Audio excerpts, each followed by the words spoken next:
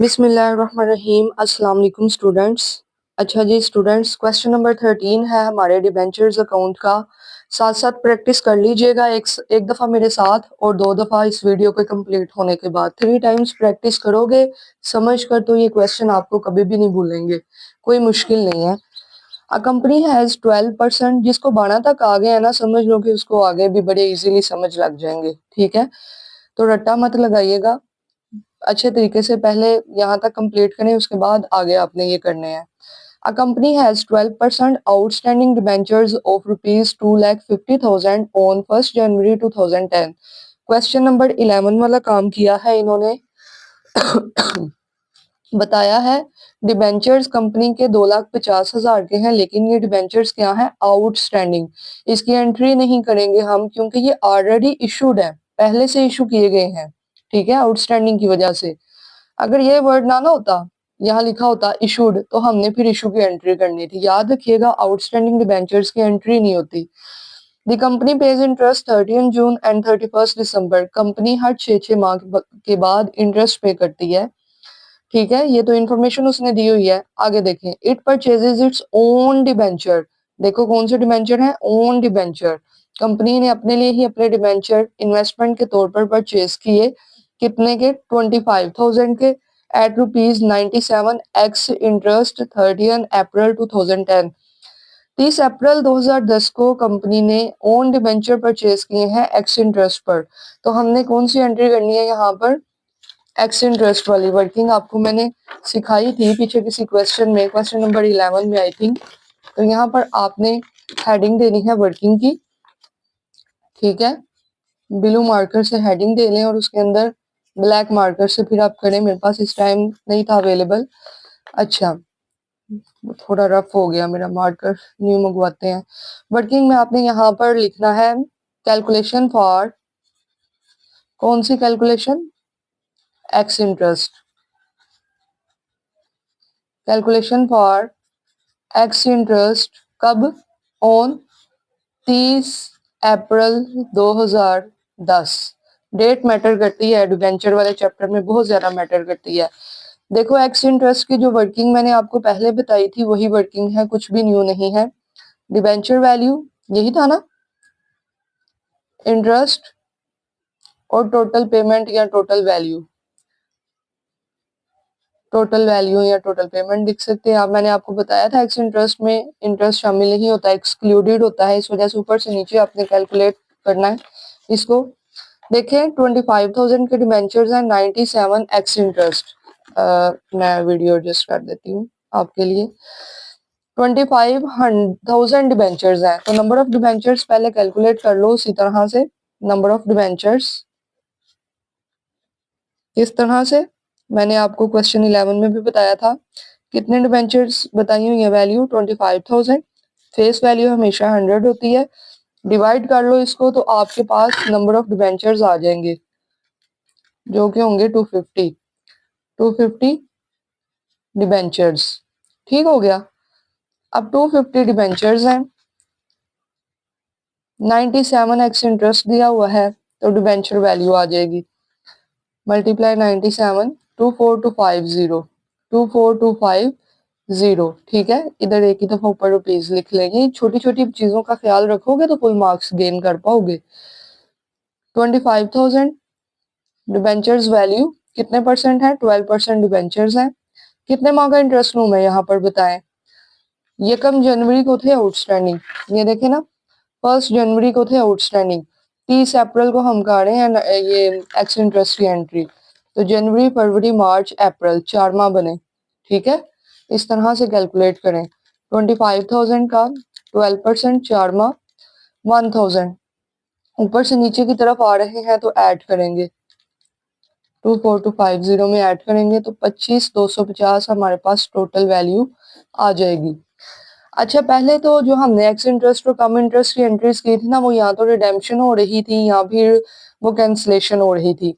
अब इसमें x interest तो ठीक है, कर लिया हमने कैलकुलेट, लेकिन यहाँ पर वो ओन डिबेंचर परचेज कर रहा है। ठीक है, यहाँ पर ओन डिबेंचर की परचेजिंग हो रही है। तो यहाँ पर अब हम एंट्री क्या करेंगे, 2010 अप्रैल 30। ओन डिबेंचर एसेट होते हैं कंपनी का, इस वजह से ओन डिबेंचर्स अकाउंट हो जाएंगे डेबिट। और क्योंकि इंटरेस्ट भी है 4 माह का, तो इंटरेस्ट ऑन डिवेंचर हो जाएगा डेबिट और बैंक अकाउंट क्या होगा, क्रेडिट। अब क्या होगा, देखो मैंने कहा था कि 12% या 10% जो डिबेंचर्स होते हैं उनके सामने फेस वैल्यू आती है। मैंने ऐसा तो नहीं कहा था कि ओन डिबेंचर्स के सामने भी फेस वैल्यू आती है, ऐसा नहीं है, ठीक है। परसेंटेज के सामने हमेशा फेस वैल्यू आती है, ओन डिबेंचर के सामने डिबेंचर वैल्यू ही आएगी। 24250 ये डिफरेंस है क्वेश्चन 11 और 13 का, ठीक है। अदरवाइज तो सारी entries x interest cum interest वही चीजें हैं, ये डिफरेंस है बेसिकली। ओन डिबेंचर के सामने डिबेंचर वैल्यू आती है, 12% जो डिबेंचर्स होते हैं या 10% जो भी परसेंटेज, उसके सामने हमेशा फेस वैल्यू आती है। तो 24250 आ जाएगा हमारा ओन डिबेंचर में। इंटरेस्ट हमारा कैलकुलेट करके आया है 1000। वर्किंग पे चले जाएं दोबारा से, इंटरेस्ट आया है 1000 और बैंक में हमेशा आती होती है टोटल वैल्यू, टोटल पेमेंट 25250, ठीक है। इसमें डेबिट क्रेडिट यहीं पर इक्वल हो गया। अब यहाँ पर लिखेंगे being own debentures purchased at ex interest. Ex interest पर हमने ओन डिबेंचर की परचेजिंग की है, ठीक है जी। ये था आपका 13 क्वेश्चन का फर्स्ट एंट्री थी। आगे देखें, यहाँ तक हमारा क्वेश्चन हो गया। आगे उसने क्या, it further purchases its own debenture, दोबारा से उसने ओन डिबेंचर खरीदे हैं 25,000 के ही as investment on 1 September 2010 at 98 cum interest. अब उसने कम इंटरेस्ट पर अगेन ओन डिबेंचर परचेज कर लिए हैं, ठीक है। लेकिन देखो सितंबर आने से पहले दरमियान में जून भी पड़ता है। अभी हमने एंट्री की थी अप्रैल, अप्रैल के बाद मंथ आता है मई, मई में कुछ भी नहीं है, उसके बाद है जून, जून में हमने इंटरेस्ट पे करना है। तो सबसे पहले यहाँ पर कौन सी एंट्री होगी, इंटरेस्ट की एंट्री होगी, ठीक है। इधर आपने हेडिंग देनी है कैलकुलेशन, मेरे साथ कीजिएगा प्रैक्टिस। फॉर इंटरेस्ट ऑन कब, 30 जून 2010, इस टाइम पर, ठीक है ना। टोटल आउटस्टैंडिंग डिबेंचर्स थे कंपनी के 2,50,000। मैंने आपको पहले भी बहुत दफा बताया कि जो कुछ भी होगा, जो ऑलरेडी इशूड हैं, जो फर्स्ट इशू की एंट्री होगी या आउटस्टैंडिंग जो हमारे डिबेंचर्स होंगे, उसी में से होगा जो कुछ भी होगा, ठीक है जी। इस 2,50,000 में से 25,000 के डिबेंचर्स ओन हो गए थे, ओन हो गए थे ना, हमारे हो गए थे, कंपनी के हो गए थे, हम कंपनी ही हैं जब क्वेश्चन कर रहे हैं। रिमेनिंग कितने रह गए, बाकी जो अदर है रिमेनिंग लिख लें या अदर्स लिख लें, वो कितने रह गए, 2,50,000 में से 25,000 लेस कर दो तो बचता है 225,000, ठीक हो गया। अब इन पर इंटरेस्ट देना है। देखो ऑन डिबेंचर कब खरीदे थे, 30 अप्रैल को, अप्रैल शामिल नहीं होगा क्योंकि 30 अप्रैल है, मंथ का एंड है। मई और जून क्योंकि एंट्री कर रहे हैं 30 जून को, तो कितने माह का इंटरेस्ट होगा, 2 मंथ का। ऑन डिबेंचर्स के ऊपर होगा 2 मंथ का इंटरेस्ट, ठीक है जी। रिमेनिंग जो डिबेंचर्स थे इनके ऊपर तो हमने कोई वर्किंग की ही नहीं है जब से साल स्टार्ट हुआ है, जनवरी से लेकर जून आ गया, हमने कुछ भी नहीं किया, ना रिडेम्पशन की, ना कैंसलेशन की, ना ट्रांसफर किए, कुछ भी नहीं किया। ये वैसे के वैसे ही पड़े हैं, तो इसके ऊपर पूरे का पूरा 6 माह का इंटरेस्ट लगेगा जनवरी से जून तक। क्लियर हुआ। अब आप इसकी कैलकुलेशन कर लें, 12% 2 माह का 500 आ गया ऑन डिबेंचर्स पे इंटरेस्ट।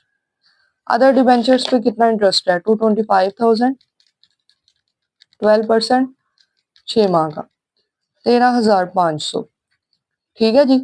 मुझे तो बहुत अच्छी इनकी वर्किंग लगती है और बहुत इजी ये लगते हैं, इनकी वर्किंग बहुत मजे की है। अगर इंटरेस्ट लेके करेंगे तो आपको भी इजी लगेगा। प्लस कर लें, टोटल इंटरेस्ट हमारा कितना है, कंपनी का जो एक्सपेंस है वो है 14,000, इंटरेस्ट आया हमारा टोटल 14,000।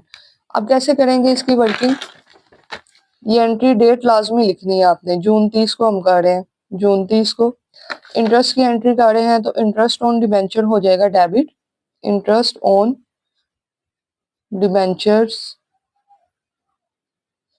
हो जाएगा डेबिट, और बैंक होगा क्रेडिट एक तो, ऐसे ही है। दूसरी तरफ अब कंपनी खुद को भी इंटरेस्ट दे रही है, तो वो कंपनी के लिए क्या है, इनकम। इनकम क्या होती है, credit. Interest on own debenture, interest on own debenture, जो ओन डिबेंचर का इंटरेस्ट होता है वो कंपनी की इनकम होती है। टोटल आया कंपनी का एक्सपेंस इतना, जिसमें से अपने आप को ही दे रही है कंपनी 500, अपने आप को ही जो दे रही है, और बाहर लोगों को जो पे कर रही है अदर डिबेंचर्स पर वो है 13,500। 13,500 जा रहा है, तो ये बैंक क्रेडिट होगा। क्लियर है। टोटल इंटरेस्ट एक्सपेंस है 14,000। इस 14,000 में से 500 कंपनी खुद को ही दे रही है अपने डिबेंचर पर, और बाहर जो अदर पर दे रही है वो बैंक से क्रेडिट हो जाएगा। बीइंग इंटरेस्ट पेड, सिंपल लिख दें, बीइंग इंटरेस्ट पेड, इंटरेस्ट पे कर रही है कंपनी। ठीक है जी। अब जून के बाद अब होगी एंट्री 1 सितंबर 2010 की। अब होगी कम इंटरेस्ट की कैलकुलेशन 25,000 डिबेंचर्स पर। अब इसकी हम कैलकुलेशन कर लेते हैं। आप इसको मार्कर से हेडिंग दे लीजिएगा, मैं यूं ही कर रही हूँ। Calculation for interest on 1 September 2010। ठीक है, 9वां महीना ही होता है ना सितंबर का, हाँ, अक्टूबर 10 होता है। ठीक है। अब कम इंटरेस्ट में भी वही चीजें हैं, debenture value, interest, total payment, total value लिख लो या पेमेंट एक ही बात है। ठीक है, पहले मैंने वैल्यू लिखवाया, इधर आप वैल्यू ही कर लो, ये ना कहना ये क्या कर दिया टीचर ने। ठीक है जी, एक ही है बात ये, इधर रुपीस।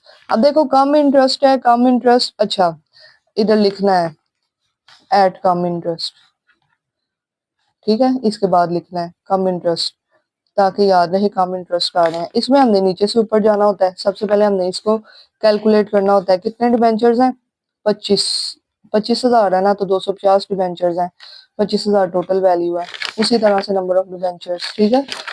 कम इंटरेस्ट कितना है उसने दिया हुआ है बुक पे, देखो 98 कम इंटरेस्ट, 98 कर लो। 250 मल्टीप्लाई 98, 24,500 टोटल वैल्यू आ गई। ठीक है। इंटरेस्ट को कैलकुलेट कर लो, 25,000, 12%। ऐसे ही नहीं लिख देना कि उधर भी 1,000 आया था तो इधर भी 1,000 ही आएगा। आपने कैलकुलेट करके लिखना है। ठीक है, खुद से नहीं लिखना। अच्छा, कितने माह का लगेगा, जून तक हम मामला क्लियर कर चुके हैं। जून के बाद यकम सितंबर को एंट्री हो रही है। देखो जून कैलकुलेट अंदर शामिल नहीं होगा, क्योंकि 30 जून हम कर चुके हैं। जुलाई, अगस्त, सितंबर, क्या सितंबर शामिल होगा, सोचो जरा दिमाग से, क्या सितंबर शामिल होगा, नहीं होगा, क्योंकि यकम सितंबर है। 30 सितंबर होता तो शामिल होता, मंथ का स्टार्ट है, शामिल नहीं होगा। तो जुलाई और अगस्त 2 माह, 2/12 कर लो। 25,000 का 12%, 500 आया। नीचे से ऊपर जाना है तो माइनस करना है। 24,500 में से 500 लेस करो तो क्या आएगा, 24,000। ठीक है, ये आएगा। तो बस हमारी वर्किंग हो गई है।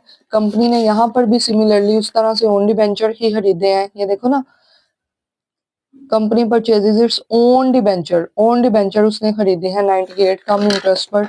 तो अब हम यहाँ पर एंट्री कर सकते हैं 2010 सितंबर 1 को। ठीक है, क्या एंट्री होगी, कंपनी ओन डिबेंचर खरीद रही है तो own debentures account debit, company का एसेट है, और यहाँ पर क्रेडिट सॉरी इंटरेस्ट भी होगा debit, interest on debenture account भी हो जाएगा डेबिट, बैंक होगा क्रेडिट। अब देखो उसी तरह से एंट्रीज है। ओन डिबेंचर के सामने आएगी फेस वैल्यू, ये लो, सॉरी फेस वैल्यू बोल गई मैं, डिबेंचर वैल्यू। ठीक है, ओन डिबेंचर के सामने आती है डिबेंचर वैल्यू, फेस वैल्यू तो आती है 10% या 12% के सामने, डिबेंचर्स के सामने वो फिक्स होते हैं। ओन डिबेंचर के सामने आएगी डिबेंचर वैल्यू, इंटरेस्ट के सामने आएगा इंटरेस्ट, और बैंक के सामने आएगी ये पेमेंट 24,500। ये लो जी, 24,500, और बैंक में आ जाएगा 24,500। ठीक है। अब क्या होगा, यहाँ पर लिखेंगे बीइंग, क्या किया कंपनी ने, ओन डिबेंचर खरीदे हैं, ओन डिबेंचर्स। मैं बहुत तसल्ली से करवा रही हूँ, जैसे फेस टू फेस एक टीचर एक स्टूडेंट को करवा रहा होता है, या ड्यूरिंग लेक्चर एक लेक्चर में जो एक टीचर क्लास को करवा रहा होता है। ठीक है, मैंने आपको सोल्व करके नहीं कहा कि ये लो ये कर लो, मैं आपके सामने कैलकुलेटर का इस्तेमाल कर रही हूँ, आपके सामने नरेशन हर चीज है, इससे ज्यादा गाइडेंस कुछ भी नहीं हो सकती। ठीक है, please do practice. Purchased at cum interest, cum interest पर परचेजिंग हो रही है। ठीक है, अच्छा अब क्या होगा, अब देखिएगा, ये यहाँ है हम। On 31st December 2010, company cancels the debenture which were purchased on 30th April 2010. 31 दिसंबर 2010 को क्या हुआ कि कंपनी ने उन डिबेंचर्स को कैंसिल कर दिया जो उसने 30 अप्रैल को खरीदे थे। ये 30 अप्रैल फर्स्ट एंट्री वाले डिबेंचर्स को कैंसिल कर दिया। देखो जब 31 दिसंबर आया तो बाकी सब कुछ हम बाद में करेंगे, पहले एक वादा था वो निभाना होगा, वही बात आ गई कि हमने अपना इंटरेस्ट पे करना है दिसंबर 31 को। पहले होगी इंटरेस्ट की एंट्री, बाद में देखेंगे और क्या करना है। इंटरेस्ट पे करना है तो अब पहले हम करेंगे कैलकुलेशन फॉर इंटरेस्ट ऑन, इधर आप हेडिंग देंगे मार्कर या पॉइंटर से अच्छे से, कैलकुलेशन फॉर इंटरेस्ट, इंटरेस्ट की कैलकुलेशन करेंगे, कब करेंगे, ऑन 31 दिसंबर 2010। कहानी फिर से शुरू करते हैं। 2,50,000 कंपनी के थे डिबेंचर्स आउटस्टैंडिंग, जिसमें से 25,000 के डिबेंचर ओन हो गए। ठीक है, उसके बाद दोबारा से ओन डिबेंचर हुए थे 25,000 के, और रिमेनिंग कितने रह गए थे फिर अदर। दो दफा ओन डिबेंचर कंपनी ने खरीदे ना, एक दफा 30 अप्रैल को, एक दफा 1 सितंबर को। दोबारा फिर अदर कितने रह गए, इसमें से 50,000 लेस कर दो तो 2 लाख के अदर रह गए, और सबके साथ रुपीज लिख लो। ठीक है, अब बहुत ध्यान से गौर से सोचो कि ये जो अप्रैल में खरीदे थे हमने डिबेंचर ओन, इनको इंटरेस्ट कब पे किया था। यहाँ पर चले जाओ, अप्रैल में परचेज किए, इंटरेस्ट यहाँ पर अप्रैल में एक तो हो गया था। ठीक है, यहाँ पर बात खत्म हुई, यहाँ पर तो खरीदे थे। उसके बाद जून में हमने ये इंटरेस्ट पे किया था। जून के बाद हमने वो वाले 25,000 का कुछ नहीं किया, सितंबर में नए 25,000 खरीद लिए। नए जो खरीदे वो तो बात अलहदा है, ये नए खरीदे, यानी इनके ऊपर हमने जून तक इंटरेस्ट पे कर दिया है। जून के बाद दिसंबर तक हमने कोई वर्किंग नहीं की इन डिबेंचर्स पर, तो इन डिबेंचर्स पर अब वर्किंग करेंगे। तो पूरे के पूरे कितने हैं, 6 माह। देखो ये वाली जो बात है ना, यहाँ पर स्टूडेंट्स कंफ्यूज होते हैं और गलती करते हैं, मार खा जाते हैं कि कितने मंथ का इंटरेस्ट होगा। दिमाग का इस्तेमाल कीजिएगा थोड़ा सा तो आपको समझ लग जाएगी, ये कोई मुश्किल चीज नहीं है। आपने देखना है कि ये ओन डिबेंचर जो अप्रैल में खरीदे थे, इनके ऊपर हमने वर्किंग दोबारा कब की थी, हमने जून में तमाम डिबेंचर्स का इंटरेस्ट क्लोज कर दिया था। जून के बाद तो हमने नए डिबेंचर ओन खरीदे थे 25,000 के। ठीक है, वो सितंबर में, ये कम सितंबर को 12%। अब इसके ऊपर कितने माह का इंटरेस्ट होगा, देखो 1 सितंबर को हमने ये डिबेंचर खरीदे थे, यानी सितंबर शामिल होगा। सितंबर, अक्टूबर, नवंबर, दिसंबर, 4 माह। आ गई समझ। और ये जो बाकी के 2 लाख हैं इनके ऊपर तो ये बेचारों पर हमने कोई और वर्किंग की ही नहीं है। ये देखें, इनके ऊपर तो ये कुछ भी नहीं किया, 2,25,000 पर इंटरेस्ट पे कर दिया था जून में। इस 2,25 में से फिर 25 हमने खरीदे, बाकी का 2 लाख तो यहाँ पर ही पड़ा है। जून से दिसंबर इनके ऊपर कोई वर्किंग नहीं हुई है, कुछ भी नहीं हमने किया, तो ये इनके ऊपर पूरे के पूरे 6 माह का इंटरेस्ट लगेगा। देखो रट्टा लगा लोगे, चलो यार तुक्का लाने आए थे 4 लाख लेने हैं, ठीक है, कभी तो तुक्का चल जाएगा, कभी तो तुक्का नहीं चलेगा। समझ के करो कंसेप्चुअली, जब आपको एक अपॉर्चुनिटी एक सहूलत मिल रही है तो आप उसको अवेल करो और समझ के करो। फिर समझ ना लगे फिर पूछो, 1000 बार पूछो। टीचर का काम ही यही होता है कि वो स्टूडेंट्स को बेस्ट गाइडेंस प्रोवाइड कर सके। अब इसकी कैलकुलेशन कर लीजिए, 25,000 का 12% 6 माह का क्या बनता है, 1500। ठीक है, क्या बन रहा है यहाँ पर, 1500।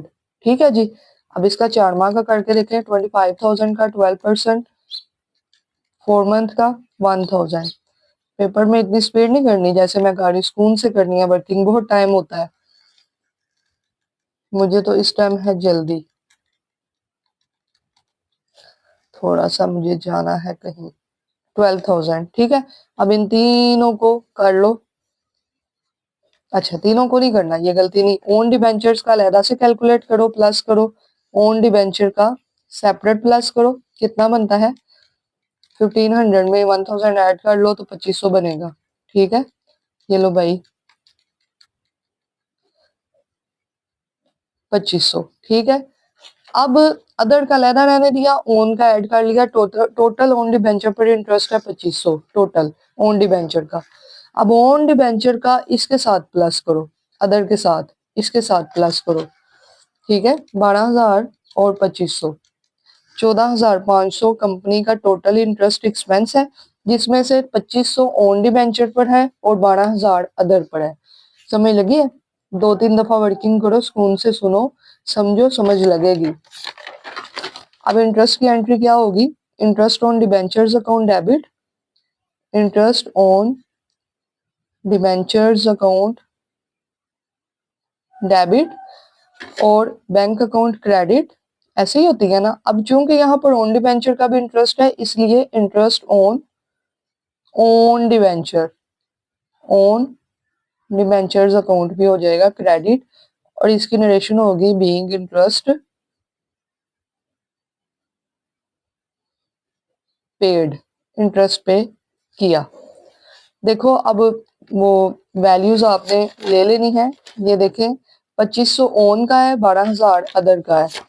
ठीक है, 2500 ओन डिबेंचर के सामने लिख दो, 12,000 जो है वो बैंक के सामने लिख दो, और टोटल हमारा 2500 था ये, सॉरी, टोटल हो गया 14,500 इंटरेस्ट एक्सपेंस। ठीक है, ये आपकी वर्किंग के बाद एंट्री हो जाएगी। अब करें कैंसिलेशन की एंट्री। कंपनी ने क्या किए हैं, जो 30 अप्रैल को डिबेंचर खरीदे थे उनको कैंसिल कर दिया है। जब कैंसिल किया, देखना, जब कैंसिल किया, जब भी कैंसिलेशन होती है इसी डेट को 31 दिसंबर 2010 को 12% डिबेंचर्स अकाउंट हो जाएंगे डेबिट, कैंसिल हो गए, कैंसिल होकर डेबिट होते हैं। इशू करें तो ये क्रेडिट होते हैं, जब कैंसिलेशन हो ये डेबिट होते हैं। कौन से डिबेंचर कैंसिल हो रहे हैं? जो हमने ये खरीदे थे ओन डिबेंचर, कितने के 24,250, तो क्रेडिट होगा ओन डिबेंचर्स, क्योंकि इनकी कैंसिलेशन हो रही है ओन डिबेंचर्स की।